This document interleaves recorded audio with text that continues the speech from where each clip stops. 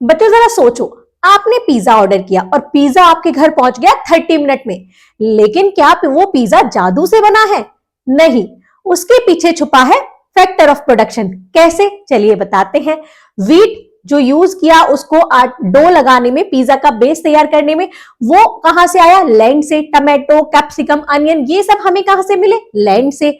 Next, कुछ लोगों ने उस पर काम किया होगा, किसी ने उसका बेस तैयार किया होगा, किसी ने उस पर टॉपिंग की होगी, किसी ने उसको बेक किया होगा, या फिर एक पर्सन जो आपके घर पर लेके आया, डिलीवरी बॉय, वो इतने सारे लोग जो लगे उन्हीं को हम कहते हैं लेबर।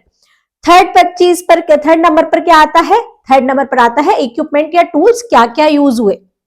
ओवन यूज हुआ, ठीक है, स्कूटी या बाइक जिस पे से वो लेके आया उसमें फ्यूल यूज हुआ, ये सब होते हैं कैपिटल। अब एक बंदा जो ओनर है शॉप का, जिसने सोचा कि पिज्जा शॉप खोली जाए और पिज्जा बेचकर पैसा कमाया जाए, वो होते हैं एंटरप्रेन्योर। हेलो बच्चों, वेलकम टू मिस्टी क्लासरूम, जहां हम कर रहे हैं आपकी class 8 new NCERT exploring society का चैप्टर नंबर 7, जिसका नाम है फैक्टर ऑफ प्रोडक्शन। और फैक्टर ऑफ प्रोडक्शन को मैं आपको पिज्जा का एग्जाम्पल लेके इजी वे में समझा चुकी हूं। तो चलिए बिना देरी किए शुरू करते हैं इसी मजेदार तरीके से पूरा चैप्टर, जिसको हम इतना जल्दी पढ़ लेंगे जैसे जितनी देर में आपके घर में पिज्जा आ जाता है। तो चलिए स्टार्ट करते हैं, इंट्रोडक्शन से ही देख लेते हैं। Introduction two factor of production. अब यहां पर एक आपको पैराग्राफ दिया गया है, तो उसमें क्या लिखा गया है? Factor of production are the basic resources used to produce good and services. Factor of production क्या होता है कि वो बेसिक रिसोर्सेज होते हैं जो यूज किए जाते हैं किसी भी सामान को बनाने में। फैक्टर ऑफ प्रोडक्शन जो यूज किए जाते हैं, कोई भी सामान जो आप यूज करते हैं, खाते हैं, पीते हैं, उन चीज को बनाने में जो भी बेसिक रिसोर्सेज यूज होते हैं, उन्हीं को भी हम फैक्टर ऑफ प्रोडक्शन कहते हैं। मैंने आपको एग्जांपल दे भी दिया था, आगे उनको हम पढ़ेंगे। लैंड होता है, लेबर होता है, कैपिटल और एंटरप्रेन्योरशिप। ठीक है, आगे देखते हैं। For a country like India, growth depends on using land, labour and capital efficiently. हम जैसे कंट्री है इंडिया, उसकी ग्रोथ जो है, ग्रोथ डिपेंड करती है कि हम अपनी लैंड को, अपने लेबर को और अपनी कैपिटल को किस तरीके से परफेक्टली यूज करें। मतलब हमारे पास लैंड है और हम उस पर वो चीज ग्रो ही नहीं कर रहे हैं जिसके बहुत अच्छी तरीके से ग्रो हो सकता है, या उससे हमें बहुत सारी चीजें, अच्छी चीजें मिल सकती हैं जो हमें फायदा देती हैं। लेबर है, हमारे पास लोग हैं, अगर हम लोगों की जो इंटेलिजेंसी है उनको अच्छे से यूज ही नहीं कर रहे हैं, लेबर हमारी अच्छे से ही काम नहीं कर रही है, लोग हमारे अच्छे से काम नहीं कर रहे हैं, तो वो भी बेकार है। तो उसका अच्छे से यूज करना, उन लोगों का, जिस पर्सन को जिस चीज की नॉलेज है उसे उसी फील्ड में काम करना। और जो हमारी कैपिटल है, मतलब टूल्स का, जो भी हमें टूल्स की जरूरत पड़ती है, जो भी पैसा है, कहाँ लगाना है, कितना लगाना है, या कौन से इक्विपमेंट हमें चाहिए, कौन सी मशीन चाहिए, क्या क्या टूल्स होते हैं, वो सब कैपिटल में आते हैं। तो उनको अगर हम एफिशिएंटली यूज करेंगे तो ही हमारी कंट्री की ग्रोथ परफेक्टली होगी। Better utilization of these resources increase productivity and development. अगर इन सारी चीजों का हम बेटर यूटिलाइज करें, बेटर अच्छे तरीके से इनका इस्तेमाल करें, तो उसी से ही हमारे जो इंडिया है, हमारा जो देश है, हमारी जो कंट्री है, उसके प्रोडक्टिविटी और डेवलपमेंट होगा, वो इंक्रीज होगा। जैसे जैसे अगर चीजें ज्यादा अच्छे से ज्यादा बनेंगी तो ज्यादा सेल होंगी, ज्यादा पैसा आएगा। ऐसी चीजें जो हम बाहर के देशों में, बाहर के कंट्रीज में भी दे पाते हैं, वहां सेल कर पाते हैं, ऐसी चीजें बनाएंगे तो हमारी कंट्री की ग्रोथ अच्छे से होगी। जितने लोग हैं पढ़े लिखे होंगे और अपनी नॉलेज का अच्छे से यूज कर रहे होंगे, तो भी हमारे जो कंट्री है उसका डेवलपमेंट होगा। ये एज विवेक देबरॉय, ये चेयरमैन है economic advisory council of the PM 2017-24, इन्होंने क्या कहा? The largest contribution to growth will come from efficiently using land, labour and capital. जो लार्जेस्ट कॉन्ट्रीब्यूशन है ग्रोथ का, ग्रोथ कब होती है? जैसा कि मैंने अभी आपको बताया कि किसी भी कंट्री की ग्रोथ कब होती है? जब उसके लैंड का, जो उसके पास जमीन है, लैंड है, या लेबर है, या उसकी कैपिटल है, उसका अच्छे से यूज करना, तभी किसी कंट्री की ग्रोथ अच्छे से हो पाती है। तो किसका कंट्रीब्यूशन होता है कंट्री की ग्रोथ में? हमारी किसका? Land, labour, capital. ठीक है, आगे चलते हैं। बिग क्वेश्चन, इनके आंसर्स हमें चैप्टर में मिलेंगे, तो थोड़ा सा देख लेते हैं। What are the factor of production. Factor of production अभी मैंने आपको छोटा सा एक्सप्लेन किया, इसको डीपली एक्सप्लेन करेंगे आगे। फैक्टर ऑफ प्रोडक्शन, कोई भी सामान, गुड्स या सर्विस, उसके लिए जो भी बेसिक रिसोर्सेज यूज होते हैं, जो भी चीजें यूज होती हैं, उन्हीं को ही हम फैक्टर ऑफ प्रोडक्शन कहते हैं। जैसे पिज्जा का एग्जांपल ले लीजिए, उसमें बेस के लिए व्हीट लगे, वो हमें लैंड से मिले। किसने बनाया उसको? लेबर ने बनाया। कैपिटल लगे उसमें, जो टूल्स हैं, ओवन है या वो सब चीजें, वो लगी, कैपिटल लगा, और लेबर लगी हमारी। तो ये सारी चीजें, ये क्या है? ये factor of production. How are these factor interconnected? ये सारे एक दूसरे से इंटरकनेक्टेड क्यों होते हैं? तो समझ लीजिए इसी एग्जांपल से कि अगर लैंड है, ठीक है, लैंड है, उसका सही से यूज नहीं होगा, उस पे लेबर ही नहीं होगी हमारे पास काम करने के लिए। लैंड पे ऐसे तो नहीं है कि देखेंगे और ग्रो हो जाएगा। हमने सोचा कि यहां पर गेहूं हो जाए, ऐसे नहीं होंगे, हमें लेबर चाहिए। तो लेबर स्किल्ड होगी, अच्छे से काम करेगी, तभी उस लैंड का यूज होगा, है ना। अब टूल्स होंगे, उनके पास मशीन्स होंगी, तो वो लेबर और अच्छे से काम कर पाएंगे, क्योंकि मशीन क्या करती है? मशीन हमारे काम को और अच्छा कर देती है, मतलब कम समय में ज्यादा काम करके देती है, ठीक है। कैपिटल्स, वही टूल्स हमें हमारे पापास होंगे। तो ये इसी वजह से आपस, और एक पर्सन जो ओनर होता है वही दिमाग लगाता है कि किसको कैसे हैंडल करना है, क्या क्या करना है, कैसे कैसे कहां पर करना है।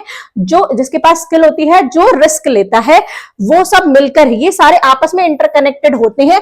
अगर एक भी चीज इसमें वीक होगी, लैंड नहीं होगी और लेबर है, तो किस काम की? लेबर है ना, लेबर नहीं है, लैंड है, तो वो भी किस काम की? मतलब कोई, ये सारे आपस में इंटरकनेक्टेड होते हैं। What is the role of human capital in production? Human capital की क्या यूज होती है प्रोडक्शन में? अब ह्यूमन कैपिटल का यहाँ ये यूज नहीं, मतलब ये, मतलब सिर्फ ये, मतलब मत सोचना कि ह्यूमन के पैसे, यहाँ पर ह्यूमन की इंटेलिजेंसी, मतलब कोई अगर इंजीनियर है तो वो उस फील्ड में काम कर रहा है, कोई जिस फील्ड में है, ह्यूमन की जो नॉलेज है वो प्रोडक्शन में क्या रोल प्ले करती है, and what are is facilitators. अब इनको आगे हम और डीपली पढ़ते जाएंगे, ये सब हेडिंग मैंने कवर की है चैप्टर में। यहाँ पिक्चर दी गई है, देखो यहाँ पर एक फील्ड की पिक्चर है, ये सब वर्कर्स है, ये लैपटॉप में काम कर रहे हैं, ठीक है। यहाँ पर ये मशीन काम कर रही है, ये स्पेस की पिक्चर है, ऐसे करके ये पिक्चर दी गई है। आगे देखते हैं, एक और पिक्चर है, a glimpse of the production of some goods. कुछ सामान बन रहा है, यहाँ पर ये लकड़ी का काम कर रहे हैं, ये कुछ आई थिंक प्रिंटिंग का, ये लैब में काम कर रही है, चेकिंग का। तो हर लोग अपने अपना काम कर रहे हैं, स्टिचिंग का काम कर रहे हैं। तो ये सब लेबर है, ये लगी हुई है, और सब टूल्स का यूज कर रहे हैं। इनके पास ये टूल है, ठीक है, तो ये कैपिटल है, ये टूल इससे काम कर रहे हैं, ये इससे काम कर रहे हैं, ये क्या कर रहे हैं? मशीन से काम कर रहे हैं। तो ये सबके पास ये एक पिक्चर दिखाई गई है कि कैसे लोग काम करते हैं। आगे चलते हैं, इंट्रोडक्शन टू प्रोडक्शन। प्रोडक्शन का इंट्रोडक्शन देख लेते हैं। अब आप सोचिए कि आप जो यूज करते हैं, बैग, लंच बॉक्स या XYZ कुछ भी चीज आपके घर में, फर्नीचर है, वो कहां से आया? वो ऐसा तो नहीं है कि चुटकी बजाई और आ गया। सोचो, कोई शकला का बुम बुम वाली पेंसिल तो है नहीं कि ड्रॉ करा और आ गया। इस सब चीजों के पीछे भी क्या छुपा होता है? यही इन सब चीजों का प्रोडक्शन होता है। ये सब चीजें बनती हैं, कैसे बनती हैं? ये उन फैक्टर्स का यूज करके। आइए पढ़ते हैं। Have you ever wonder how your clothes, shoes, school bag, furniture, phone और कंप्यूटर आर मेड? क्या आपने कभी सोचा है ये सारी चीजें जो आप यूज करते हैं ये कैसे बनी? Every product goes through a production process. Her product को, हर एक सिंगल प्रोडक्ट को एक पूरे प्रोसेस से गुजरना पड़ता है, प्रोडक्शन प्रोसेस से। मैंने एक छोटा सा एग्जांपल लिया था पिज्जा का, वो पूरा प्रोसेस फील्ड से लेके आपके घर तक, पूरे प्रोसेस में लैंड, लेबर, कैपिटल सब काम आए। तो ऐसे ही फोन आप शूज यूज कर रहे हैं, तो शूज कैसे आए, कैसे बने? क्लोथ्स कैसे बने? ठीक है, कॉटन क्लोथ्स पहनते हैं तो फील्ड में कॉटन ग्रो हुई, फिर उस कॉटन को तोड़ के, मतलब पूरा प्रोसेस चलता है। ये फर्नीचर जो बना, लकड़ी हमें कहां से मिली? पेड़ से मिली। इस टाइप से इनका पूरा प्रोसेस होता है बिफोर इट रीच यू। जब तक ये आप तक पहुंचते हैं, ये पूरे प्रोसेस से गुजरते हैं। प्रोडक्शन यूजेस रिसोर्सेज और input to create the final product. Production क्या है? प्रोडक्शन यूज करता है रिसोर्सेस को या इनपुट को फाइनल प्रोडक्ट बनाने के लिए। जैसे बैग बनाना है, बैग के लिए कपड़ा चाहिए, अब वो कपड़ा थ्रेड होगा पहले, फिर उससे कपड़ा बना, फिर कपड़े को सिलाई करके उन्होंने बैग बनाया, तो वो पूरे प्रोसेस से गुजरा। फिर आप शॉप पर गए, वो शॉपकीपर ने उसे खरीदा, फिर शॉपकीपर के पास आप गए, आप उससे खरीद के अपने घर लेके आए। तो कितना लंबा प्रोसेस था। ये सारा प्रोसेस फाइनल प्रोडक्ट आपके पास आने के पहले होता है। These resources input used to produce good and services are called factor of production। तो यही जो resources या input होते हैं कि जो यूज किए जाते हैं किसी भी सामान को या सर्विस को बनाने के लिए, किसी भी गुड्स या सर्विस को बनाने के लिए, उन्हीं को ही हम फैक्टर ऑफ प्रोडक्शन कहते हैं। तो ये एक डेफिनेशन है आपकी फैक्टर ऑफ प्रोडक्शन की। The resources inputs used to produce good and services are called factor of production. किसी भी सामान को बनाने के लिए जो भी रिसोर्सेज यूज होते हैं उन्हीं को ही हम फैक्टर ऑफ प्रोडक्शन कहते हैं। आगे चलते हैं। एक रियल लाइफ एग्जांपल दिया है, रत्नाज रेस्टोरेंट। अब रत्ना ने एक रेस्टोरेंट खोला है, उसका एग्जांपल दिया है। रत्ना से मिलिए। Who runs a small restaurant called pause point on the outskirt of the city. मतलब एक हाईवे पर उसने एक रेस्टोरेंट बनाया, खोला, जिसका नाम है pause point. It is popular among highway travellers for its tasty high quality food. ये बहुत पॉपुलर है हाईवे ट्रैवलर्स के लिए, मतलब वहां उस हाईवे से जो भी ट्रैवलर्स गुजरते हैं उसमें बहुत पॉपुलर है अपने टेस्टी फूड के लिए, और वहां क्वालिटी वाला फूड मिलता है। When he started 5 years ago, she had to choose a location। अब जब उसने 5 साल पहले स्टार्ट किया तो ऐसे तो नहीं है कि सोचा और बन गया, तो उसके लिए पहले उसने लोकेशन चूज की होगी, पैसे अरेंज किए होंगे कि सामान खरीद सके, जो जमीन लिया है उसका रेंट दे सके, या उस जमीन को खरीद सके, या उस जो भी सामान यूज होंगे उनको खरीद सके। हायर स्टाफ को हायर किया होगा, स्टाफ रखा होगा, अकेले तो बस का नहीं है कि वो सब चीज कर पाए। बाय इंग्रेडिएंट, जो भी सामान यूज हुए होंगे वो खरीदे होंगे जो खाना बनाने में यूज होते हैं। Plan how to run the business successfully. अब उसने ये भी प्लान किया होगा कि अगर मैं खोल रही हूं तो मेरा बिजनेस अच्छे से चले, सक्सेसफुली ग्रो करे, तो ये उसने पूरा प्लान भी किया होगा। ऐसा नहीं है खोल के बैठ गए सब सामान, लेकिन हम बैठे हैं, कुछ कर ही नहीं रहे, एफर्ट ही नहीं डाल रहे, ना अच्छा सामान दे रहे हैं ना कुछ कर रहे हैं, तो हमारे पास कस्टमर क्यों आएंगे। लेकिन उसने पूरा प्लान किया और उसको सक्सेसफुली ग्रो कर पाए, ये पूरा उसको पहले से ही प्लान करना पड़ा। तो अब ये सारी चीजें उसने की अपना एक रेस्टोरेंट चलाने से पहले, उसको फेमस होने से पहले, ठीक है, स्टार्ट करने से पहले ये सारी चीजें उसने सोची, करी। Businesses combine different factor of production to create goods and services. Businesses क्या करते हैं, कंबाइन करते हैं डिफरेंट फैक्टर ऑफ प्रोडक्शन को एक अच्छे गुड्स और सर्विसेज बनाने के लिए, ठीक है। बिजनेसमैन क्या करता है, अपना पूरा बिजनेस ग्रो करता है, तो ये बिजनेसेस कंबाइन करते हैं अलग अलग फैक्टर ऑफ प्रोडक्शन को अलग अच्छी सर्विसेज और गुड्स देने के लिए। In economics these inputs are divided into 4 types. Economics ये इनपुट हैं 4 पार्ट में डिवाइडेड, जो कि मैं आपको ऑलरेडी बता चुकी हूं। ये पूरे चैप्टर में मतलब ये पूरे चैप्टर में 10 बार चीजें आएंगी। क्या क्या होंगी, लैंड चाहिए, उसने लैंड ढूंढी, पहले लोकेशन ढूंढी, ठीक है। लेबर, उसने हायर किया स्टाफ को, ठीक है। कैपिटल्स, जो उसने मनी अरेंज की या फिर इंग्रेडिएंट खरीदे या इक्विपमेंट खरीदे, ये सब उसके कैपिटल्स थे। एंटरप्रेन्योरशिप, एंटरप्रेन्योर कौन था उसमें, वही लड़की थी जिसने पूरा प्लान किया कि कैसे बिजनेस, मतलब वहां रिस्क लिया उस बिजनेस को ग्रो करने का, और मतलब उसको स्टार्ट करे और फिर ग्रो करे, पैसा लगाया। अब ऐसा नहीं है कि हर कोई पैसा लगाता है तो बिजनेस ग्रो ही करता है, तो ये रिस्क होता है कि उसको रिस्क, पैसा लगता है, रिस्क लेते हैं, अगर मेहनत करते हैं तो जरूर चलता है। आगे देखते हैं, यहाँ एक लिस्ट दी है, let's explore. In some groups study the economic activities around your locality. What are the different type of good and services being made are और प्रोवाइडेड। अपने आसपास आपको ऑब्जर्व करना है कि क्या क्या सर्विसेज और सर्विसेज आपको प्रोवाइड की जा रही हैं, क्या क्या सामान आपके बिक रहे हैं। तो यहाँ पर एक लिस्ट दी है, एक एग्जाम्पल के लिए ऐसे बनानी है आपको।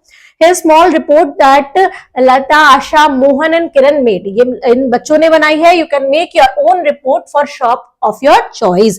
आपको अपने अकॉर्डिंग अपने घर के आसपास करके ये बनानी है पूरी लिस्ट। यहाँ पर देखिए types of shop. Grocery shops कितनी है उनके आसपास, उसके लोकेलिटी में 13। ठीक है, अब वहां क्या क्या बिकता है, गुड्स प्रोड्यूस और सर्विसेज प्रोवाइडेड, क्या क्या बिकता है वहां, क्या क्या सर्विसेज मिलती हैं, फूड ग्रेन मिलती है, मिल्क मिलता है, ब्रेड मिलती है। अब इनपुट क्या क्या चीज उसमें लगी होंगी, मतलब उसने ये वाली ग्रोसरी शॉप खोली तो एक तो पैकेज्ड गुड्स सामान आया होगा, पैकेज सामान आया होगा, है ना। पेरिशेबल्स, पेरिशेबल्स मतलब जो फ्रूट्स या वेजिटेबल्स जो जल्दी खराब हो जाते हैं, तो ऐसी चीजें, फ्रूट्स और वेजिटेबल्स भी रखते होंगे वो। और स्टोरेज स्पेस, सामान रखने के लिए उनको स्पेस भी चाहिए, तो ये सारी चीजें इनपुट रिक्वायरमेंट होगी उनको। अब उनके आसपास रेस्टोरेंट और फूड स्टॉल कितने हैं, 8। अब वहां क्या क्या मिलता है, कुक्ड मील मिलती है, स्नैक्स मिलते हैं, बेवरेज मिलते हैं। उनको क्या क्या टाइप के इनपुट लगे होंगे उसमें, रॉ इंग्रेडिएंट चाहिए उनको कुछ भी बनाने के लिए, सामान बनाना है, चाउमीन बनानी है तो कैप्सिकम चाहिए, अनियन चाहिए, ये रॉ इंग्रेडिएंट चाहिए। लाइक वेजिटेबल्स, फ्रूट, गैस चाहिए, यूटेंसिल्स चाहिए, बर्तन, कुक्स चाहिए और हेल्पर्स। अगर वो बनाएंगे तो ऐसा नहीं है कि एक बंदा ही पूरा सब चीज हैंडल कर लेगा, उनको सारे मतलब क्या चाहिए, हेल्पर्स भी चाहिए। वेजिटेबल वेंडर कितने हैं, 15 है, जो क्या बेचते हैं, फ्रेश फ्रूट और वेजिटेबल बेचते हैं। उनको क्या क्या चाहिए, फ्रेश प्रोड्यूस, बास्केट चाहिए, वेटिंग स्केल चाहिए जिसमें वो वेट कर पाए कितना किलो देना है, कार्ट चाहिए या स्टॉल चाहिए। मोबाइल रिपेयर शॉप 4 है, मोबाइल रिपेयर करते हैं वो, और मोबाइल एसेसरीज बेचते हैं, जैसे बैक कवर है, मोबाइल की एसेसरीज जो पेन ड्राइव और ये सब बेचते हैं, डेटा केबल, ईयरफोन ये बेचते हैं। तो उनको क्या क्या रिक्वायरमेंट होगी चीज की, इनपुट की, टूल्स, है ना, स्पेयर पार्ट चाहिए, नॉलेज चाहिए, मोबाइल की नॉलेज होनी चाहिए तभी तो बेच पाएंगे, knowledge and skill of mobile components and function, इन सबकी उसे नॉलेज चाहिए। सैलून है, पार्लर है 3, तो वहां हेयर कट होता है, ग्रूमिंग होती है, ब्यूटी सर्विसेज मिलती हैं। उनको क्या क्या इनपुट होने चाहिए, इसके बाद सीजर है, क्रीम है, ब्यूटी प्रोडक्ट है, वाटर है, इलेक्ट्रिसिटी है, ये सारे इनपुट हैं। सिर्फ यही नहीं है, मतलब और भी सारे लगते हैं, एग्जाम्पल के लिए हैं। अब आपको भी ऐसी एक लिस्ट बनानी है। आगे देखते हैं, looking at your groups report, आप ग्रुप्स रिपोर्ट को देखते हुए थिंक अबाउट द फॉलोइंग, इन सब क्वेश्चन के बारे में सोचिए। Where do people get the money that they need for their business, अगर किसी पर्सन को एक बिजनेस स्टार्ट करना है तो उसको पैसे कहां से मिलेंगे, पैसे कहां से आएंगे, तो बहुत सारे तरीके होते हैं। या तो उसकी सेविंग होती है पुरानी, पहले से सेव कर रखा होता है, या बैंक लोन देते हैं, इस टाइप से बैंक से लोन लेते हैं, इस टाइप से वो अपना बिजनेस स्टार्ट करते हैं। Where did the hairdresser get trained, hairdresser कहाँ से ट्रेंड होते हैं, तो उनकी अलग ट्रेनिंग होती है, ऑनलाइन क्लासेस होती हैं, या फिर वो कहीं जाकर, मतलब जहां पर ऐसी चीजें सिखाई जाती हैं वहां पर क्लासेस लेते हैं, ट्रेनिंग लेते हैं, वहां सीखते हैं। Who taught the food vendors to cook, food vendors को खाना बनाना कौन सिखाता है, देखा होगा आपने कि बॉयज या जेंट्स लोग भी खाना बनाते हैं, या बहुत सारी गर्ल्स फीमेल्स भी बनाते हैं, तो उन्होंने खाना बनाना कैसे सीखा, तो या तो उन्होंने अपने पेरेंट्स से, ठीक है, या उन खुद का इनका इंटरेस्ट होता है, तो वो जो बनाते हैं ऑब्जर्व करके सीखते हैं, उसके बाद फिर खुद से बनाते हैं, ट्राई करते हैं, या फिर क्लासेस लेते हैं, ऑनलाइन कुकिंग क्लासेस होती है, या ऐसे कोर्सेज होते हैं जो वो करते हैं कुकिंग क्लासेस सीखने के लिए। What motivated the business owner to start their business? अब किसी पर्सन को अपना बिजनेस स्टार्ट करना है तो उसको क्या चीज मोटिवेट करती है, किस वजह से वो बिजनेस स्टार्ट करता है, तो बिजनेसमैन को मोटिवेशन मिलती है कि या तो उसे जॉब नहीं करनी, एक मोटिवेशन होती है कि मुझे किसी के अंडर काम नहीं करना, मुझे अपना बिजनेस करना है, तो वो बिजनेस स्टार्ट करते हैं। या किसी को बहुत सारा पैसा कमाना है, किसी जॉब में एक पर्टिकुलर फिक्स पेमेंट होती है, सैलरी होती है, लेकिन बिजनेस में क्या है, जितना काम करोगे, जितना ज्यादा आप अपना काम करोगे उतने ज्यादा आपको पैसे मिलेंगे, तो ज्यादा ये सारी चीजें मोटिवेशन में उनके लिए होती हैं। आगे देखते हैं फैक्टर ऑफ प्रोडक्शन, लैंड और लेबर, लैंड और लेबर के बारे में पढ़ते हैं।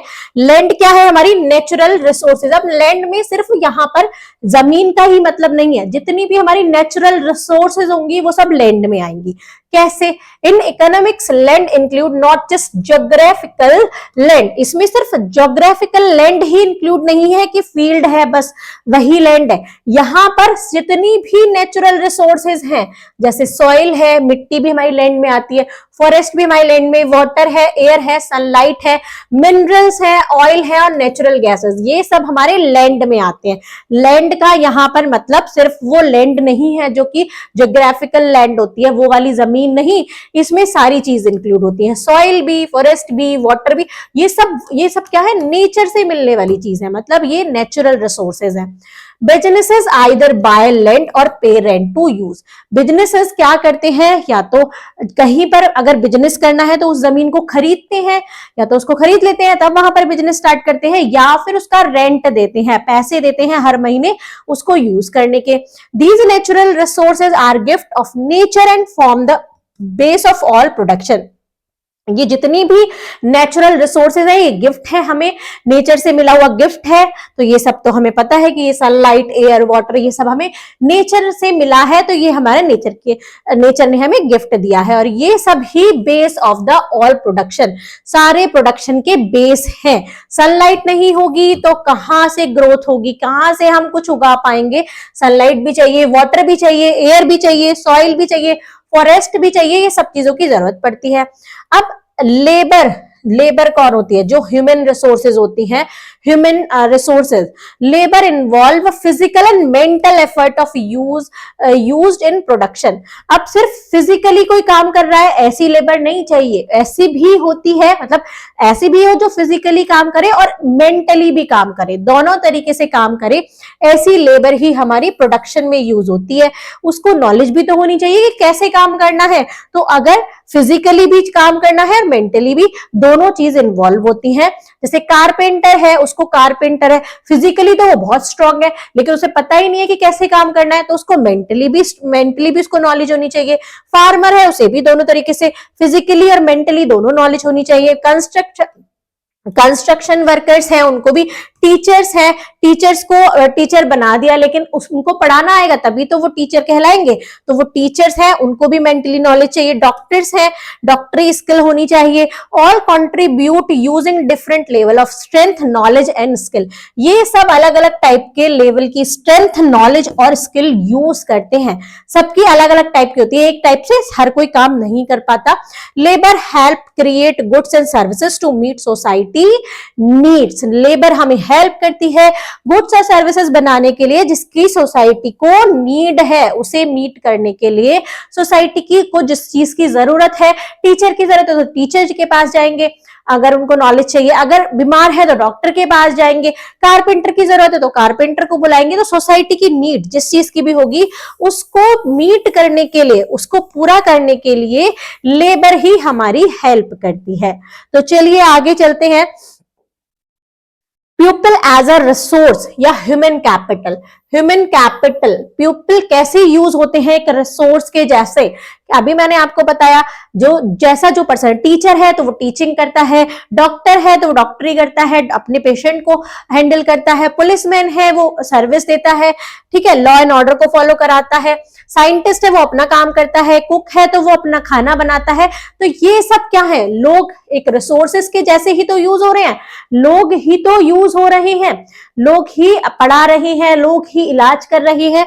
तो कैसे? Human being play a key role in economic activity by using their knowledge, skill and dedication making abilities, लोग ही अपनी नॉलेज, स्किल का और एबिलिटी का यूज करके एक बहुत ही की रोल प्ले करते हैं इकोनॉमिक एक्टिविटीज में। जैसे पुलिस ऑफिसर्स मेंटेन करते हैं लॉ और ऑर्डर को, साइंटिस्ट इन्वेंट करते हैं न्यू टेक्नोलॉजीज, शेफ क्रिएट करते हैं new new recipes. Each job required special skill, हर जॉब को स्पेशल स्किल की जरूरत है, अलग अलग ट्रेनिंग की और डेडिकेशन की जरूरत है। डेडिकेशन से किया गया कोई भी काम जरूर सफल होता है। Labour, physical and mental effort in production, physical भी काम कर रहे हैं, मेंटली भी काम कर रहे हैं। ह्यूमन कैपिटल, ह्यूमन कैपिटल का मतलब क्या होता है? द स्पेशलाइज स्किल, कोई भी स्पेशलाइज स्किल, नॉलेज या ability to expertise that make labour more productive, labour को मोर प्रोडक्टिव बनाता है कि उसमें जितनी भी ज्यादा नॉलेज होगी, जितनी एबिलिटी होगी, जितनी वो एक्सपर्टाइज से काम करेंगे, वो उसको उतना ही प्रोडक्टिव बनाएगा। It show the quality and efficiency of workers not just their effort, ये दिखाता है किसी भी वर्कर की क्वालिटी और एफिशिएंसी, सिर्फ उनके एफर्ट नहीं दिखाता कि उसमें, और क्या दिखाता है? उनकी क्वालिटी दिखाता है कि कितनी क्वालिटी है और कितनी एफिशिएंसी से वो काम कर रहे हैं। आगे देखिए, यहाँ वर्कर है एक टी प्लांटेशन में जो काम कर रही है। अब इसको बोल दे कि आप केमिकल, मतलब आप जाके लैब में काम करो, ये कर पाएंगी? नहीं, जिसकी नॉलेज है वही चीज कर पाएंगे।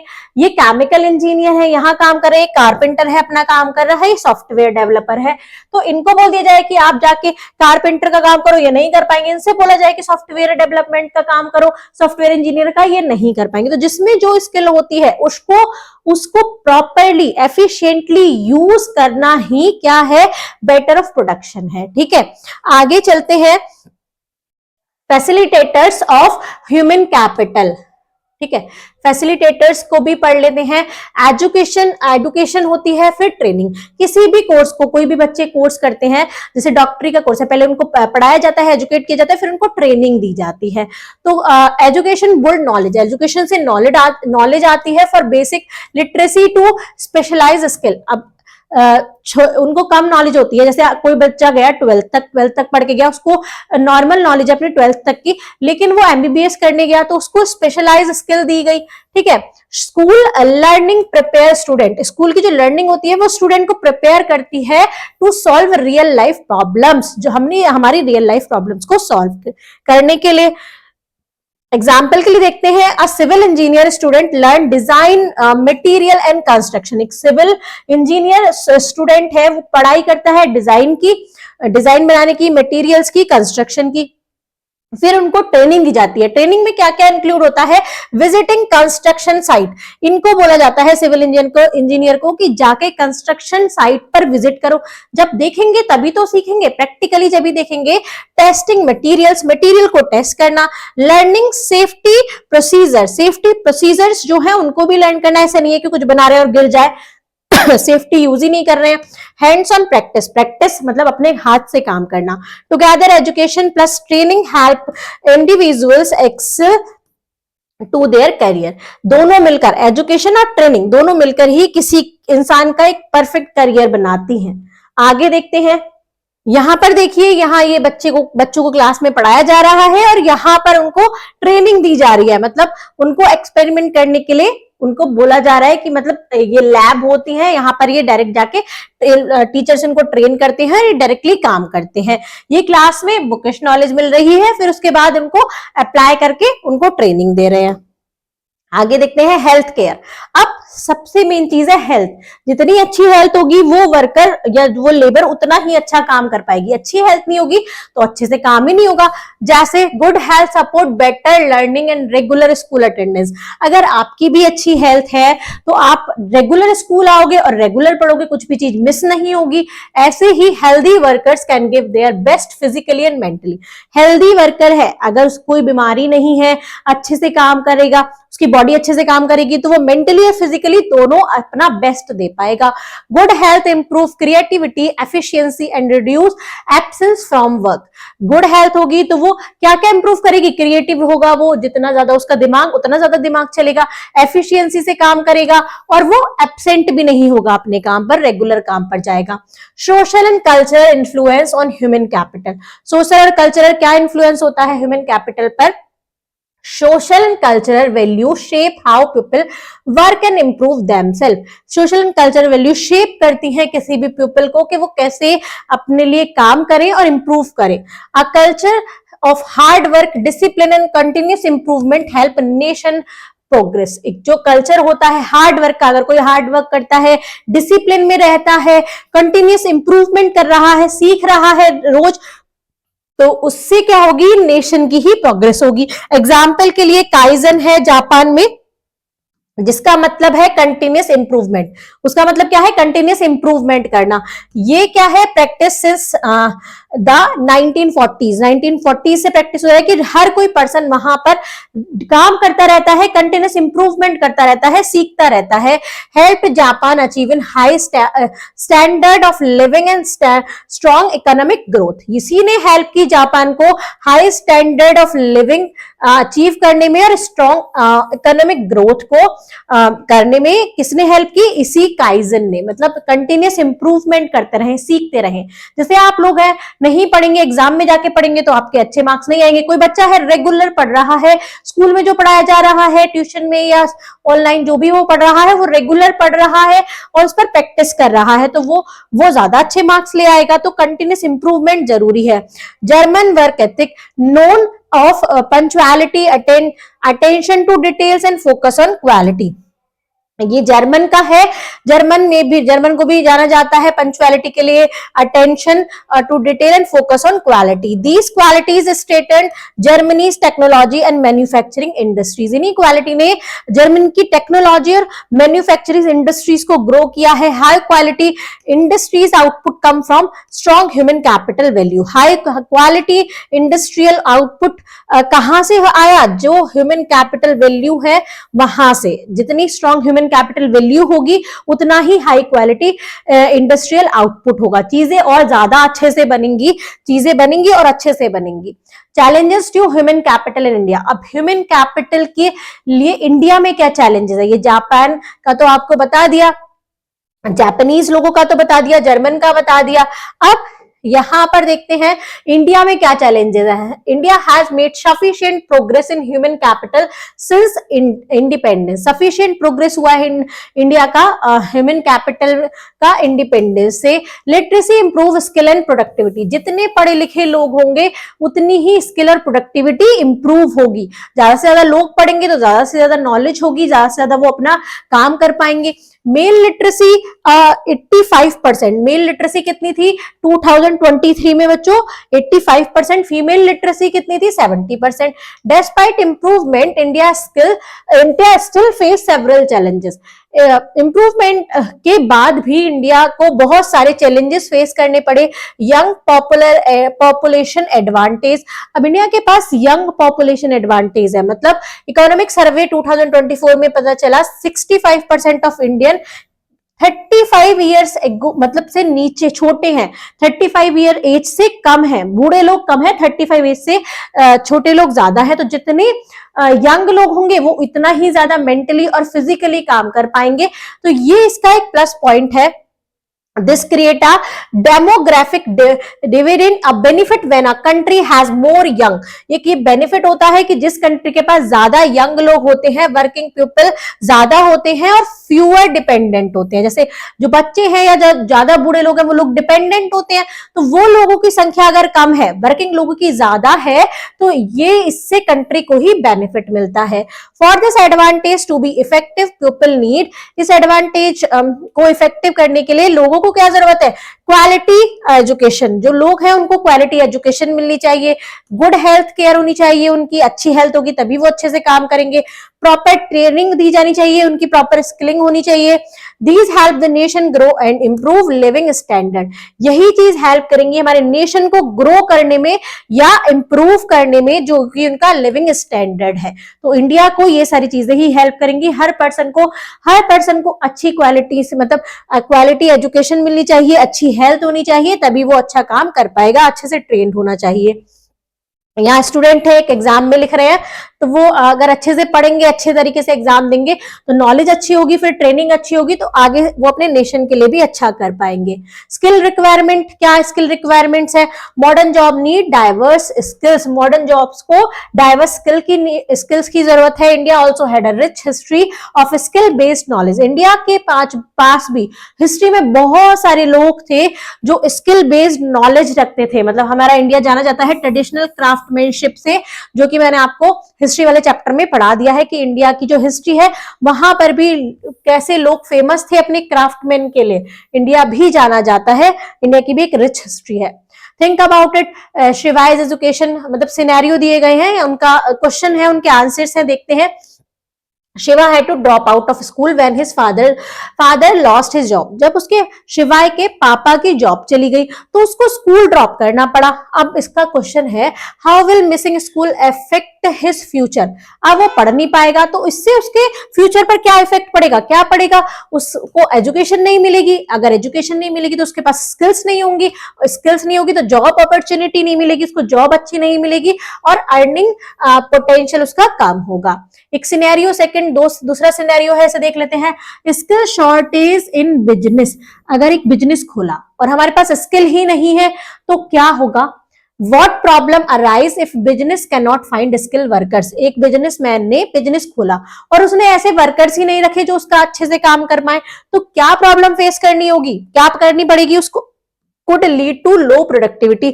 जब लोगों को पता ही नहीं वो कैसे काम करना है तो प्रोडक्टिविटी कम होगी, पुअर क्वालिटी का प्रोडक्ट बनेंगे, अच्छे नहीं बनेंगे, डिले होंगे, बनने में लेट होगा जब उन्हें आता ही नहीं होगा और बिजनेस में लॉस हो जाएगा। सिनेरियो सेकंड दिया है, इंपॉर्टेंस ऑफ जॉब। जॉब की क्या इंपॉर्टेंस होती है। Are some job more important than other. क्या कुछ जॉब दूसरे लोगों से ज्यादा जरूरी है। नो। स्ट्रीट क्लीनर क्या करते हैं, डर्टी स्ट्रीट को साफ करते हैं। Farmers food shortage. No doctor, doctor नहीं होंगे तो पीपल की हेल्थ सफर करेगी। अगर डॉक्टर्स ही नहीं होंगे, अगर नो स्ट्रीट, अगर सड़क साफ करने वाले नहीं होंगे तो सड़कें गंदी हो जाएंगी। फार्मर्स नहीं होंगे तो फूड कम हो जाएगा। डॉक्टर्स नहीं होंगे तो लोगों की हेल्थ क्या करेगी, सफर करेगी। तो इसका मतलब हर जॉब इंपॉर्टेंट है। ये कह रहा है कि क्या some job more important than other. अच्छा, कि क्या कुछ जॉब दूसरी जॉब से ज्यादा इंपॉर्टेंस, अगर कह दें हम कि डॉक्टर्स हैं और जो सफाई करते हैं, जो स्ट्रीट क्लीनर है, वो उनकी जॉब है तो दोनों की जॉब ही जरूरी है। अगर स्ट्रीट क्लीनर नहीं होंगे तो जो डर्टी स्ट्रीट रहेंगी, गंदे सड़कें रहेंगी तो उनको कोई साफ नहीं करेगा। फार्मर्स नहीं रहेंगे तो खाना ही नहीं मिलेगा, तो उन डॉक्टर का क्या फायदा जब वो खाना ही नहीं खा पाएंगे। डॉक्टर्स नहीं होंगे तो हर अपनी जॉब अपनी जगह पर सफिशियंट होती है। Every job is important for society and economy. Her job society के लिए और इकोनॉमी के लिए इंपॉर्टेंट होती है। हर टाइप की जॉब, कोई भी जॉब छोटी बड़ी नहीं होती, जिसको जो काम आता है वो परफेक्टली करे, एफिशिएंटली करे। इंडियाज एंशिएंट स्किल हेरिटेज देख लेते हैं। Work as devotion. Ancient time में भी लोग क्या करते थे, लोग अपने काम को पूजा की तरह मानते थे। ऐसा नहीं है कि वो लोग काम कर रहे हैं तो पैसों के लिए, सिर्फ पैसों के लिए काम कर रहे हैं। पैसों के लिए तो करते थे, जॉब करेंगे तभी पैसा आएगा, लेकिन वो अपने काम को ही पूजा मानते थे, सब कुछ मानते थे। Ancient Indian view work as expression of nature and devotion. Product work created with perfection. Product perfection से बनाए जाते थे, आर्ट और नॉलेज से। Tools and technology were respected and worshipped. जो टूल्स और टेक्नोलॉजी यूज करते थे उनको रेस्पेक्ट करते थे वो लोग और उनकी पूजा करते थे। जैसे पहले लोग क्या करते थे, जिस भी टूल्स का, जैसे जो किसान है वो अपने सारे टूल्स की ही पूजा करते थे, पूजा करते हैं। और जो डॉक्टर्स हैं, मतलब जो भी फील्ड में है, वो अपने टूल्स की ही पूजा करते थे। पुराने जमाने से क्राफ्टमैन है तो वो जो भी अपने क्राफ्टमैन, जो भी जिससे भी काम करते हैं उसकी वो पूजा करते थे। Knowledge was pass generation to generation. जैसे किसी के पापा क्राफ्टमैन है तो उसके बेटे पे भी जाएगा। किसी के पापा जो भी काम करते हैं, फार्मर है तो वो अपने बेटे, जनरेशन टू जनरेशन वो काम पास होता रहता था। नॉलेज। शिल्प शास्त्र। शिल्प शास्त्र क्या है, एंशिएंट टेक्स्ट है विद डिटेल्ड गाइडलाइन। ये एक एंशिएंट टेक्स्ट है जिसमें हर चीज की गाइडलाइन है, स्कल्पचर की, पेंटिंग की, बिल्डिंग्स की, वुडन आइटम और ज्वेलरी। ये एक बुक है जिसमें सब तरीके की नॉलेज दी गई थी। स्टिच्ड शिप बिल्डिंग क्या है ये, ओवर 2000 ईयर एगो, 2000 ईयर्स पहले Indian use stitching techniques to build ship. Stitching techniques को यूज करते थे शिप को बिल्ड करने के लिए। Wooden plank were stitches with cords instead of nail. Wooden plank को स्टिच किया जाता था कॉर्ड से, ना कि नेल से, जिससे कि वो फ्लेक्सिबल होती थी और स्ट्रांग होती थी। enable maritime trade and cultural exchange across the Indian Ocean। तो अब देखो, पहले लोग क्या करते थे, एक बहुत बड़ी बड़ी बिल्डिंग्स बनती थी, इमारतें बनती थी। अब वो बना रहे, लेकिन जब वो पूरी नहीं हो पाती थी वो उससे पहले मर जाते थे। मतलब उन्होंने अपना रिजल्ट भी नहीं देखना होता था, लेकिन वो फिर भी पूरी एफिशिएंसी से काम करते थे और अपनी काम को पूजा मानते थे, तो वो उसके लिए अपना 100% देते थे। यहाँ एक पिक्चर है, recreation of 5th century stitched ship. जो भी मैंने शिप के बारे में बताया कि वो कैसे स्टिच किए जाते थे। Don't miss out, let's explore भी देख लेते हैं। Generation of skilled worker, generation of skilled worker, families of sculpture have worked on Indian temples for centuries, मतलब इंडियन टेम्पल्स में या फिर कोई भी बड़ी बड़ी इमारतें उनके लिए बहुत सेंचुरीज तक काम करते थे। दे प्रैक्टिसेस रेगुलरली, वो रेगुलर प्रैक्टिस करते थे, लर्न न्यू टेक्निक्स सीखते थे and pursued excellence. Work was seen as worship not just a job, काम को पूजा की तरह देखा जाता था, सिर्फ एक जॉब की तरह नहीं। डिक्लाइन ऑफ ट्रेडिशनल टेक्निक्स, कैसे डिक्लाइन हुआ इन ट्रेडिशनल टेक्निक्स का? Many traditional production techniques have disappear और डिक्लाइन, बहुत सारी जो टेक्निक्स थी वो खो गई, विलुप्त हो गई। एग्जाम्पल के लिए स्टिच शिप जो अभी मैंने बताया, decline after European arrived in the 16th century, जब 16th सेंचुरी में यूरोपियन आए तो वो जो एक नॉलेज थी वो खत्म हो गई। Now only used for small fishing boat, वो सिर्फ यूज की जाती है छोटी छोटी फिशिंग बोट्स के लिए। अब वो चीजें धीरे धीरे गायब होती चली गई। अब हम पढ़ते हैं कैपिटल के बारे में, ठीक है। ह्यूमन कैपिटल या फिर ह्यूमन एज अ रिसोर्सेस तो हमने पढ़ लिया, कैपिटल के बारे में पढ़ते हैं कि कैपिटल क्या होता है। कैपिटल क्या है? Monetary resources plus human made assets used in production. Monetary resources और ह्यूमन मेड एसेट्स जो प्रोडक्शन में यूज होते हैं, जैसे मशीनरी, कोई भी मशीन, कोई भी टूल्स, कोई भी सामान, जिस भी काम करने में, कोई भी प्रोडक्ट बनाने में अगर यूज हो रहा है वो कैपिटल है, जो मैंने आपको स्टार्टिंग में बताया था। कोई भी मशीनरी है, कोई भी टूल है, कोई भी इक्विपमेंट है, व्हीकल है, वेंडिंग कार्ट है, कंप्यूटर्स है, शॉप्स है, फैक्ट्रीज है, ऑफिस बिल्डिंग है, ये सब क्या है? हमारी कैपिटल्स हैं। कैपिटल जरूरी होती है, capital is essential for both manufacturing units and service enterprises. Capital बहुत जरूरी होती है दोनों चीज के लिए, मैन्युफैक्चरिंग के लिए भी, किसी चीज को मैन्युफैक्चर करने के लिए भी कैपिटल जरूरी है, सामान चाहिए, मशीन चाहिए, और सर्विस एंटरप्राइजेस। जैसे पिज्जा का एग्जांपल लिया, ओवन चाहिए, उसमें पिज्जा बेक हो रहा है। एक पर्सन स्कूटी या बाइक पर आपका पिज्जा आपके घर तक लेके आया तो वो स्कूटी बाइक यूज हो रही है, तो वो व्हीकल है, वो भी हमारा एक कैपिटल के जैसे ही यूज हो रहा है। अब businesses get capital from, businesses को कैपिटल कहां से मिलता है? पर्सनल सेविंग होती है उनकी, फैमिली सपोर्ट करती है उनको, या फ्रेंड से लेते हैं, जैसे रतन ने लिया था, अभी एक एग्जांपल था। बैंक लोन लेते हैं, बोरो करते हैं मनी, उसका इंटरेस्ट देते हैं। स्टॉक मार्केट से पैसा लेते हैं, public investment in exchange of share and dividends, public investment उसके एक्सचेंज में शेयर के एक्सचेंज में पब्लिक इन्वेस्ट करती है तो वहां से पैसा लेते हैं। Capital help businesses start, run and expand operation, capital हमें हेल्प करती है हमारे बिजनेस को चलाने में और एक्सपेंड ऑपरेशंस, और मतलब उसको ग्रो करने में, जो भी हम उस पे काम करते हैं इसके लिए हमें कैपिटल ही काम आती है। अब देखिए यहाँ मशीनरी है, क्या ये इसने कोई काम किया, ये गाड़ियां बन रही है तो ये पूरी मशीनरी है जो कैपिटल है, ठीक है, मशीन है वो कैपिटल है। यहाँ लोन लिया एसबीआई बैंक से, मतलब कहां से पैसा आया, इन्होंने काम करने के लिए एसबीआई बैंक से लोन लिया, तो इस टाइप से पैसा यहां से आया। अब एंटरप्रेन्योरशिप देख लेते हैं। एंटरप्रेन्योरशिप क्या होता है? स्टार्टिंग अ बिजनेस और creating something new to solve a problem. अब कोई पर्सन जो पिज्जा की शॉप खोलने वाला पर्सन है, मतलब ओनर, उसके दिमाग में आया कि मैं पैसा कमाऊं, पिज्जा की शॉप खोलूं, क्योंकि पिज्जा आजकल सारे बच्चे खाते हैं, तो उसने ऐसा सोचा। तो कोई बिजनेस स्टार्ट करना या कुछ चीज बनाना किसी प्रॉब्लम को सॉल्व करने के लिए, लोगों को पिज्जा की क्रेविंग होती है, ऑर्डर करते हैं, तो उनकी प्रॉब्लम सॉल्व हुई, उसका बिजनेस बना। गलत चीज है खाना, डेली नहीं खाना चाहिए, लेकिन अगर कोई स्टार्ट कर रहा है बिजनेस तो वो किस लिए कर रहा है कि स्टार्टिंग अ बिजनेस या कुछ ऐसी चीज बनाना जिससे लोगों की new to solve a problem. Entrepreneur क्या होते हैं? एक पर्सन, वही पर्सन जो कम्स अप विद आइडिया, जिसके पास कोई आइडिया है, किसी को तो आइडिया आया होगा कुछ भी चीज बनाने का। Take risk to implement it, risk लेता है उसको इम्प्लीमेंट करने का। पिज्जा की शॉप खोली, हो सकता है ना भी चले, हो सकता है कुछ ऐसा वो ना दे पाए बना के कि जो लोगों को पसंद आए, दूसरों का ज्यादा पसंद आ रहा हो, है ना। जैसे वो लड़की ने रेस्टोरेंट खोला था तो उसने पैसा लगाया, उसको जरूर थोड़ी पता था कि उसका चलेगा, तो रिस्क लिया उसने। Gather other factors of production, वही पर्सन गैदर करता है सारे फैक्टर ऑफ प्रोडक्शन को। लैंड उसी ने बोरो की, ठीक है, रेंट पे ली या खरीदी जो भी है, लेबर उसी ने कलेक्ट किया, उसी वही लोग को हायर किया उसने अपने स्टाफ को, कैपिटल भी उसी ने लगाए, कुछ भी सामान जो भी लगा या जो भी कैपिटल लगा वो उसी ने लगाया, तो वही पर्सन क्या होता है, entrepreneur. Work hard to make the idea successful, और जो काम करता है इसलिए कि उसका आइडिया जो है वो सक्सेसफुल हो पाए। मतलब कुछ चीज उसने रेस्टोरेंट में क्या किया, अच्छी क्वालिटी का सामान लगाया जिससे लोगों को वो पसंद आए, अच्छी लेबर लगाई जो अच्छा से कुक कर पाए जिससे लोगों को वो पसंद आए, मतलब बिजनेस अच्छे से चल पाए। तो ऐसे ही मतलब हार्ड वर्क किया कि जो उसका आइडिया है वो सक्सेसफुल हो जाए। Entrepreneur bring innovative product and services to the market. Entrepreneur क्या करते हैं, इनोवेट प्रोडक्ट्स इनोवेट प्रोडक्ट और सर्विसेज को मार्केट में लाते हैं। They create job.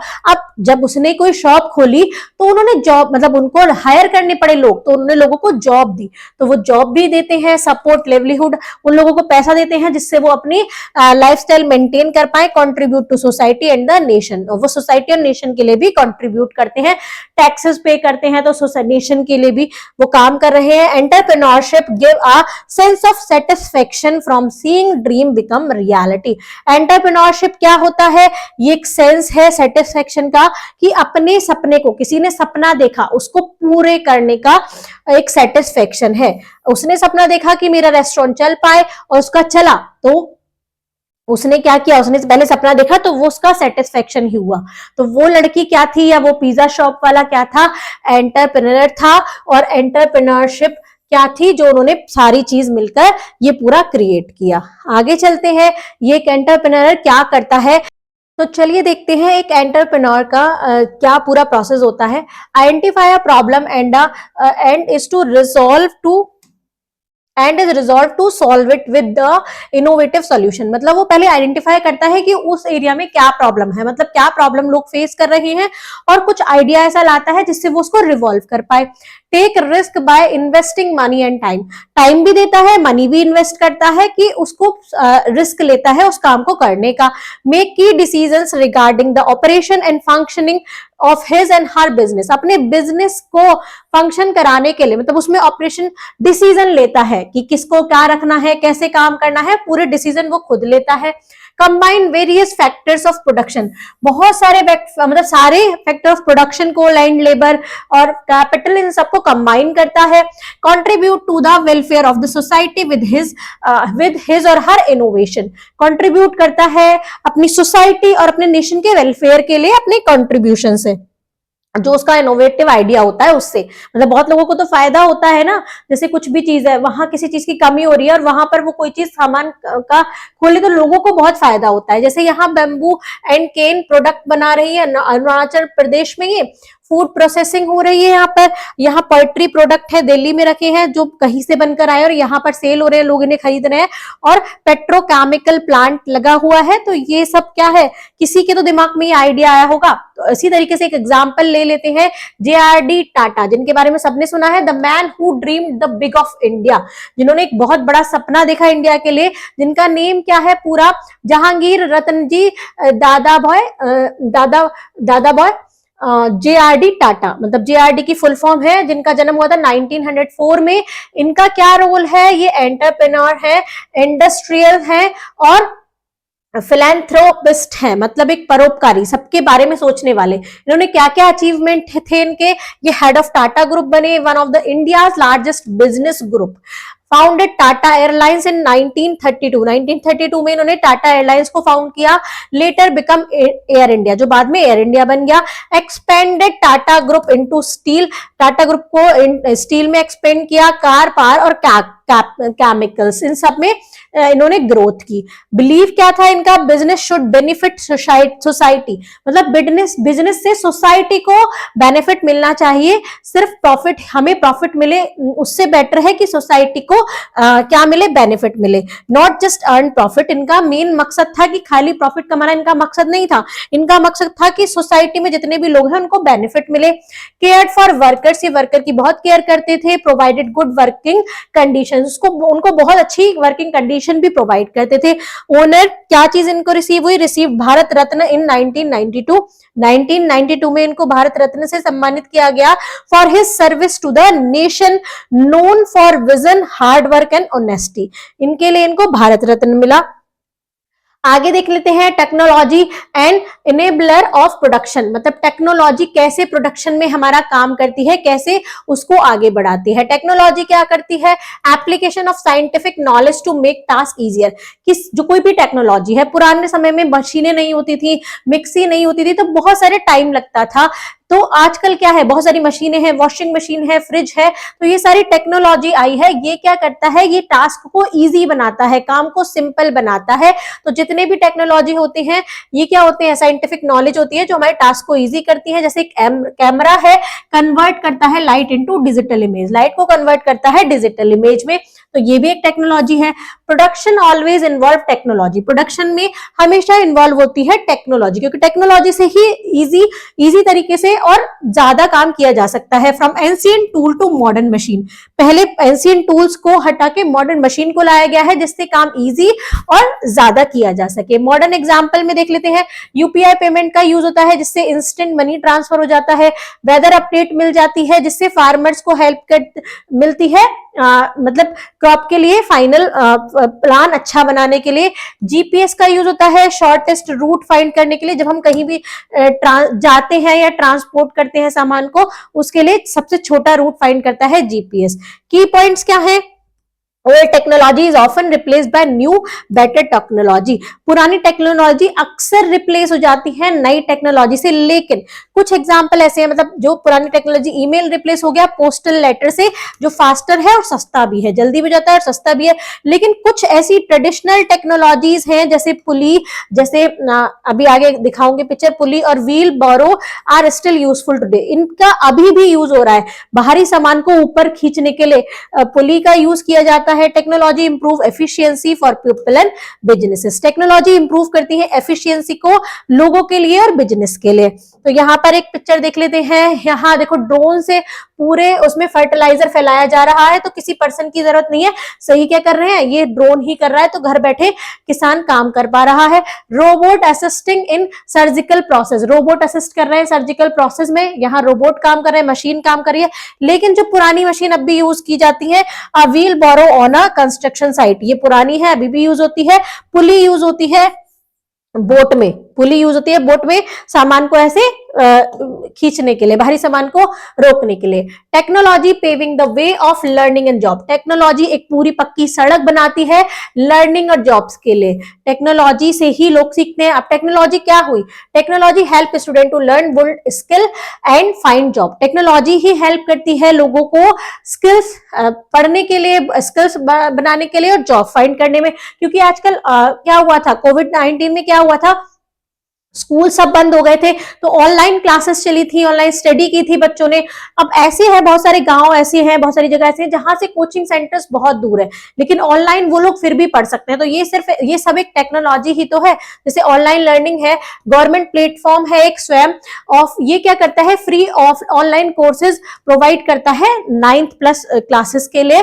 Learners can explore subject like robotics, cultures, textile, printing and more, बहुत सारे इसमें कोर्सेज हैं जो बच्चे इनको फ्री कर सकते हैं। Student can learn at their own pace from anywhere, मतलब अपने घर से ही स्टूडेंट पढ़ सकते हैं ऑनलाइन, उन सब चीजों के लिए बनाई गई है।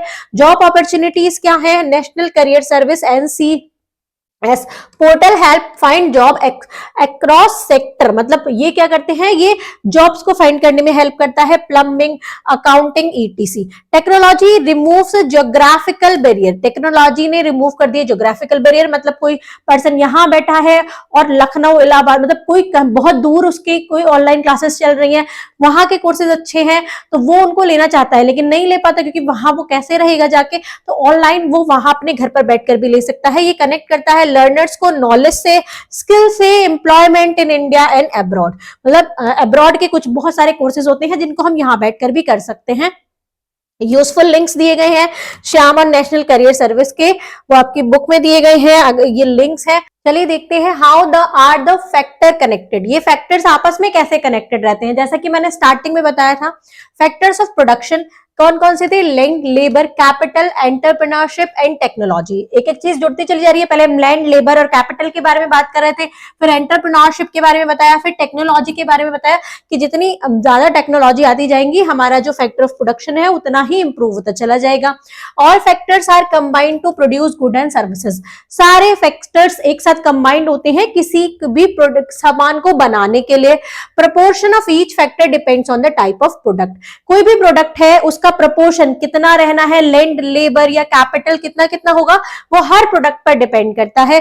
जैसे लेबर एग्रीकल्चर में अलग चाहिए, लेबर एग्रीकल्चर में चाहिए, कंस्ट्रक्शन में, हैंडीक्राफ्ट में। कैपिटल ज्यादा कहां चाहिए, सेमीकंडक्टर, चिप्स और सैटेलाइट्स में। अब इंटरकनेक्शन देख लेते हैं, फैक्टर्स कॉम्प्लीमेंट ईच अदर, ये फैक्टर्स एक दूसरे को पूरा करते हैं। मिसिंग और मिसयूज फैक्टर, अगर किसी फैक्टर को मिस कर देते हैं या उसका मिसयूज कर देते हैं तो प्रोडक्शन हमारा इनएफिशिएंट हो जाएगा या फिर स्टॉप भी हो सकता है, उसका प्रोडक्शन रुक भी सकता है अगर कोई भी एक चीज नहीं होगी।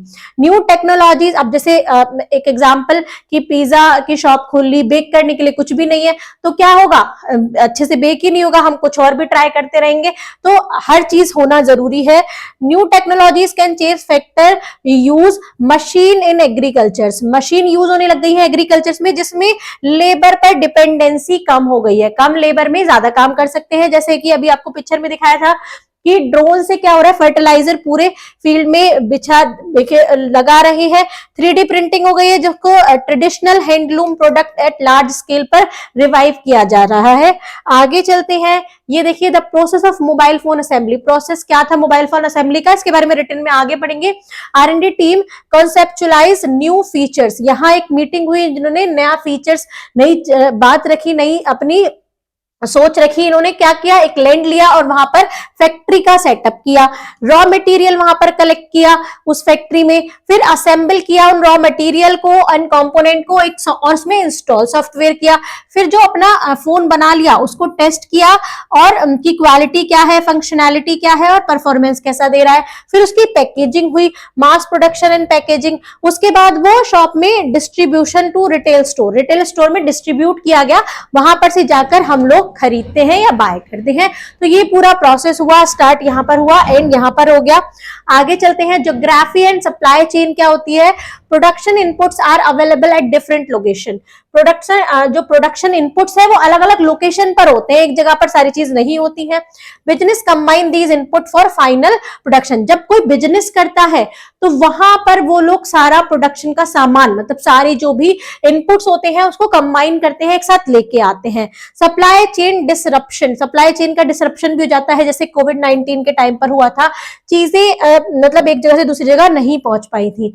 अब don't miss out, mobile phone manufacturing हमने देख ही लिया। India 2025 second largest mobile phone manufacturer after China, second largest mobile phone manufacturer है, चाइना के बाद में सेकेंड फर्स्ट पे चाइना है। Production involve human effort at every stage, production में ह्यूमन एफर्ट इन्वॉल्व है हर स्टेज पर, डिजाइनिंग में भी, सुपरवाइजिंग में भी, इंप्रूव अगर किसी प्रोडक्ट को इंप्रूव करना है उसमें भी, जैसे हमने देखा था। टीम ऑफ सॉफ्टवेयर थी, इलेक्ट्रिकल एंड मैकेनिकल इंजीनियर्स चाहिए, प्रोजेक्ट मैनेजर चाहिए। Entrepreneur guides how resources are use, वो एंटरप्रेन्योर क्या करते हैं, रिसोर्सेज कैसे यूज होंगे उनके लिए गाइड करते हैं। रिसोर्सेज क्या क्या रिक्वायर्ड हुई, लैंड भी, जमीन चाहिए हमें, फैक्ट्री स्पेस चाहिए, मशीनरी चाहिए, स्किल वर्कर चाहिए जो काम करे, फाइनेंशियल कैपिटल चाहिए, सामान चाहिए, कैपिटल चाहिए, पैसा चाहिए। Key idea, all inputs work together like puzzle piece of to create good and services, हर मतलब सारे इनपुट एक साथ मिलकर काम करते हैं एक पजल की तरह किसी भी गुड्स और सर्विस को बनाने के लिए। आगे देखते हैं, रिस्पॉन्सिबिलिटीज टुवर्ड्स नेशनल रिसोर्सेज, हमारी नेशनल रिसोर्सेज के टुवर्ड्स क्या क्या रिस्पॉन्सिबिलिटी है, जो चीज हमें नेचर से मिलती है उसके लिए हमारी क्या क्या रिस्पॉन्सिबिलिटी है वो देख लेते हैं।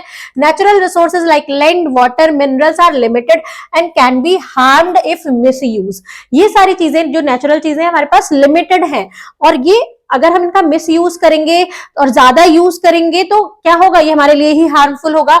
एग्जाम्पल जैसे लेदर फैक्ट्रीज क्या कर रही है तमिलनाडु में, हेल्प कर रही है इकोनॉमी को, लेकिन पोल्यूट कर रही है रिवर और सॉइल को। इम्प्रॉपर डिस्पोजल ऑफ स्मार्टफोन्स का इम्प्रॉपर डिस्पोजल हो रहा है, जिससे रिलीज हो रही है mercury, Leeds and mercury. Responsibility of producer, जो लोग प्रोड्यूसर है उनकी क्या क्या रिस्पॉन्सिबिलिटी है, रिड्यूस वेस्टेज, जो वेस्ट है उसको रिड्यूस करना, कम से कम वेस्ट करें, पॉल्यूशन को अवॉइड करना, protect environment for future generation, हमारे जो एनवायरमेंट है उसको फ्यूचर जनरेशन के लिए प्रोटेक्ट करना। थिंक अबाउट इट में देख लेते हैं, how are local communities and biodiversity affected. इसका आंसर आप करेंगे कि कैसे local communities and biodiversities affect होती हैं इन सब चीजों से। Can you identify place nearby with water and land degradation, क्या आप कोई ऐसा प्लेस अपने आसपास आपको बताना है, देखना है कि कोई जिसमें वाटर और लैंड डिग्रेशन हो रहा है, उनका लॉस हो रहा है, ऐसी जगह को आपको बताना है और उनको सेव करना है अपने फ्यूचर यूज के लिए। Responsibility towards worker and CSR, अब जो वर्कर जो लेबर काम कर रही है उसके लिए क्या क्या रिस्पॉन्सिबिलिटी होती है एंटरप्रेन्योर की, मतलब जो ओनर होता है उसकी क्या क्या रिस्पॉन्सिबिलिटी है टुवर्ड्स वर्कर देख लेते हैं। जिसको फेयर कंपनसेशन मिलना चाहिए, मतलब जितना उनसे काम ले रहे हैं उतना उनको सैलरी मिलनी चाहिए। सेफ वर्किंग कंडीशन जहां वो काम कर रहे हैं वो वर्किंग कंडीशन सेफ हो, एक्सीडेंटली ना हो कि वहां पर कोई एक्सीडेंट हो जाए। Skill development and training to stay competitive, उनको स्किल डेवलपमेंट की और ट्रेनिंग देती रहनी चाहिए जिससे वो आगे तरक्की कर पाए, अच्छी अच्छी चीज सीख पाए। Work place right and protection, work place सही हो और प्रोटेक्शन हो उस वहां पर जिसमें फेयर ट्रीटमेंट हो, हेल्थ केयर हो और पेड लीव हो। कॉर्पोरेट सोशल रिस्पॉन्सिबिलिटी, सीएसआर की क्या रिस्पॉन्सिबिलिटी है, business must address social and environmental concern, business में सोशल एंड एनवायरमेंटल कंसर्न दोनों होने चाहिए, जो इंक्लूड करते हैं किस किस चीज को, रिड्यूसिंग पोल्यूशन, मतलब पोल्यूशन को कम करना, सपोर्टिंग लोकल कम्युनिटीज, लोकल जो कम्युनिटीज है उनको सपोर्ट करना, रेस्पेक्टिंग एम्प्लॉयज एंड कस्टमर्स, जो भी एम्प्लॉयज है जो काम कर रहे हैं या जो भी हमारे कस्टमर्स हैं उनकी रेस्पेक्ट करना। इंडिया सीएसआर लॉ एक 2014 में निकला था कि companies must spend 2% of average profit of the last 3 year on CSR activities, कि कंपनीज को कम से कम मतलब 3 साल के जो उनका एक्टिविटी प्रॉफिट हुआ है उसमें से 2% स्पेंड करना है सीएसआर एक्टिविटीज पर, मतलब जो वर्कर्स है उन सब के लिए, मतलब अपनी कंपनी के लिए उस पर काम करने के लिए 2% स्पेंड करना ही करना है। तो ये एक लॉ निकला था जिससे वर्कर्स को भी राहत मिले। तो यहाँ एक पिक्चर दी गई है, रिसाइकलिंग इंडस्ट्रियल वाटर वेस्ट हो रहा है before releasing it into water bodies, use of recycled product as input, recycled product का यूज हो रहा है एज अ इनपुट। तो यहाँ पर एक ये पिक्चर दी गई है। अब यहाँ पर हमारा जो चैप्टर होता है कंप्लीट, जिसमें यहाँ पर मैंने आपको पूरा फैक्टर ऑफ प्रोडक्शन समझाया वन शॉट वीडियो में। अगर आपको पसंद आया है तो लाइक करिए, जो भी चीज नहीं समझ में आई है आप कमेंट कर सकते हैं और शेयर करिए अपने प्यारे प्यारे दोस्तों के साथ। आपको क्या करना है, मिस्टी क्लासरूम को सब्सक्राइब करना है, बेल आइकन प्रेस करना है ताकि आगे की वीडियो भी ऐसे ही मिलती रहे। नोट्स के लिए आप ज्वाइन कर सकते हैं टेलीग्राम चैनल, जिसका लिंक आपको डिस्क्रिप्शन बॉक्स में मिल जाएगा। मिलते हैं नेक्स्ट वीडियो में, तब तक के लिए बाय बाय।